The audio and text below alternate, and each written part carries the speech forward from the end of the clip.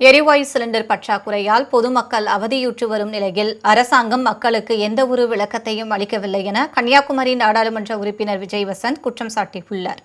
இதுகுறித்து அவர் வெளியிட்டுள்ள எக்ஸ் தள பதிவில், ஏடிஎம் இணைப்புகள் முதல் ஆக்ஸிஜன் சிலிண்டர் இணைப்புகள் வரை பொதுமக்களுக்கு சிரமத்தை ஏற்படுத்திய மோடி அரசு தற்போது எரிவாயு சிலிண்டர் இணைப்புகளுக்காகவும் மக்களை நெருக்கடி வரிசையில் தள்ளியுள்ளதாக குற்றம் சாட்டியுள்ளார்.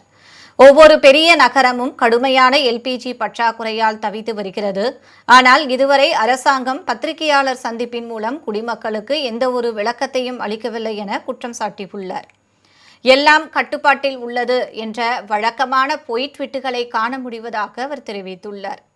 நிலைமைகள் மோசமாகி வரும் நிலையில் எந்தவொரு பொறுப்பு கூறலும் இதுவரை வெளியாகவில்லை என்று கூறியுள்ள விஜய் வசந்த், மௌனமும் சமூக ஊடக மேடை நாடகமும் நிர்வாகம் அல்ல என்று சாடியுள்ளார்.